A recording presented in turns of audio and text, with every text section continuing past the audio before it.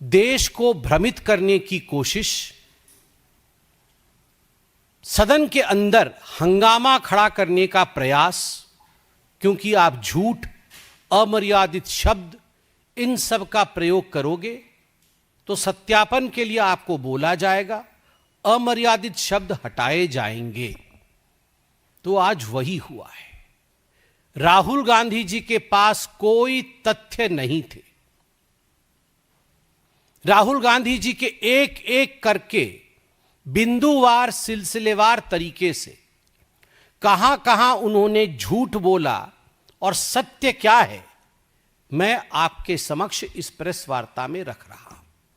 Number एक, और पूरे गंभीरता के साथ, यह प्रेस कॉन्फ्रेंस कोई साधारण प्रेस कॉन्फ्रेंस नहीं है। इस प्रेस कॉन्फ्रेंस में आज राहुल गांधी जी के उस तथ्य को, जो अतथ्य है और जो झूठ है, जिसको तथ्य के रूप में पेश करने की कोशिश पार्लियामेंट में की, कि स्टूडेंट्स के सदन मार्च, पार्लियामेंट मार्च के ऊपर गोली चलाई गई, इसका खंडन किया जाता है कड़े शब्दों में। आज राहुल गांधी ने कहा स्टूडेंट्स के ऊपर गोली चलाई गई। भारतीय जनता पार्टी स्पष्ट शब्दों में कहती है, आधिकारिक रूप से कहती है, सारे बातचीत के बाद कहती है कि गोली नहीं चलाई गई। राहुल गांधी जी ने झूठ बोला कि गोली चलाई गई, गोली नहीं चलाई गई। उन्होंने कहा कि गोली चलाने का जो फरमान था, जो ऑर्डर था, जो हुक्म था, वो देश के गृह मंत्री आदरणीय अमित शाह जी ने दिया। झूठ, क्योंकि गोली चली नहीं तो ऑर्डर कहां से आएगा।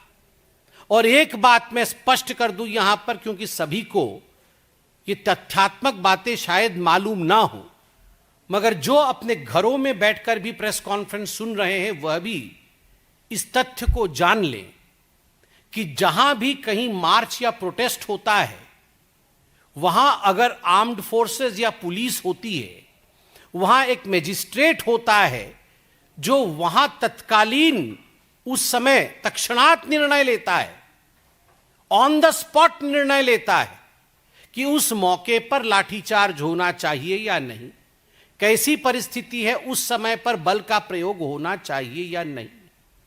यह निर्णय देश के गृह मंत्री नहीं लेते हैं, वहीं मौजूद मजिस्ट्रेट लेते हैं।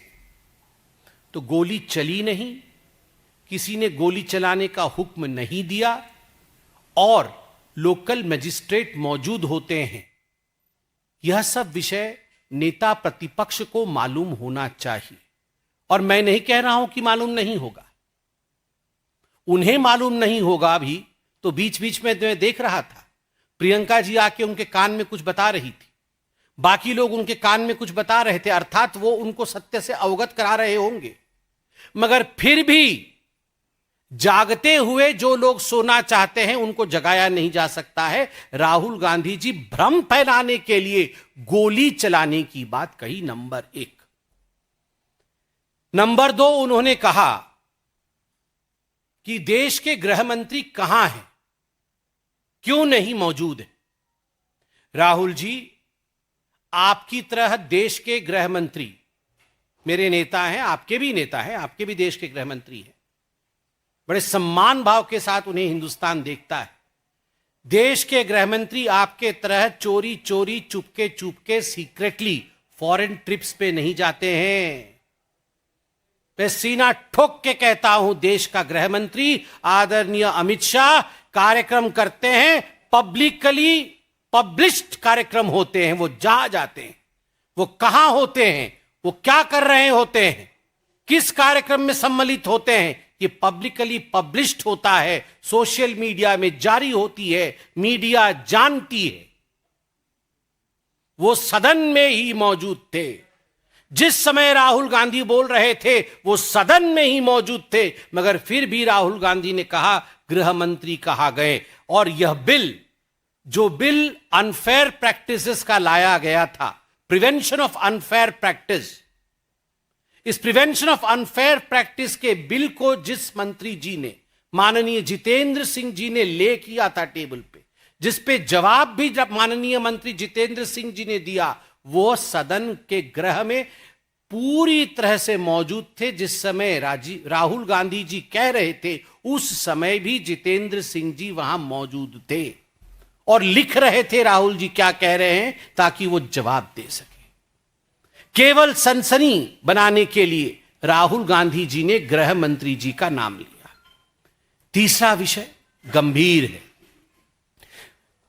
इतने सारे आप पत्रकार बैठे हैं, मुझसे तो अधिक बहुत ध्यान से और बिंदुवार तरीके से आपने राहुल गांधी जी के भाषण को सुना होगा, क्योंकि आपको रिपोर्टिंग करनी होती है।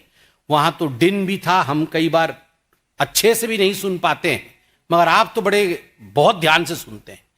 एक बात मुझे क्लियरली बताइए, राहुल गांधी जी ने आज क्या कहा? 3 कैटेगरी होती है। एक जगह उन्होंने कहा कि 3 कैटेगरी की स्टूडेंट्स होते हैं। एक जगह उन्होंने उसको जनरलाइज कर दिया कि पूरे देश में 3 कैटेगरी के लोग हैं। और एक जगह उन्होंने कहा कि उनको किसी छात्रा ने बताया है कि जंतर मंतर में 3 कैटेगरी के लोग थे। तो कुल मिलाकर के उनके कहने का तात्पर्य था कि या तो स्टूडेंट्स 3 कैटेगरी के होते हैं, या तो देश की जनता 3 कैटेगरी की होती है, या तो जो लोग जंतर मंतर में प्रदर्शन कर रहे थे वो लोग 3 कैटेगरी के थे। एक कैटेगरी है स्टूडेंट्स, दूसरा कैटेगरी है इडियट, और तीसरा कैटेगरी है अंधभक्त।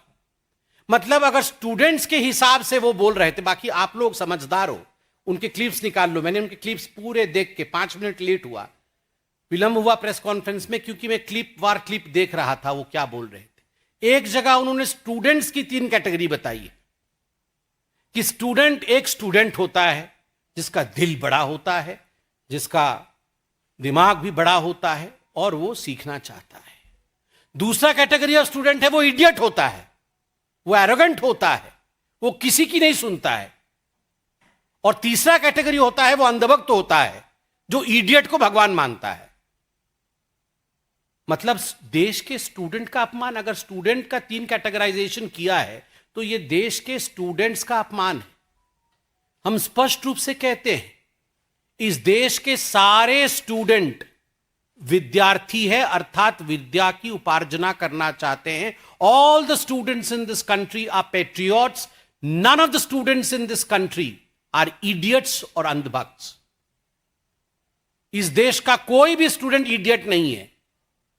इस देश का कोई भी स्टूडेंट बिना किसी तथ्य के विश्वास करने वाला अंधभक्त नहीं है। वो अपने कन्विक्शन से आगे बढ़ता है। तो अगर स्टूडेंट को राहुल गांधी जी ने इडियट और अंधभक्त कहा है तो अक्षम्य है। और अगर उन्होंने जंतर मंतर पे आए हुए लोगों को 3 कैटेगरी में विभक्त किया है, उनकी जो छात्रा से बातचीत हुई, उस बातचीत में छात्रा ने उन्हें कहा, एक जगह वो ये भी बता रहे हैं कि 3 कैटेगरी के लोग आए।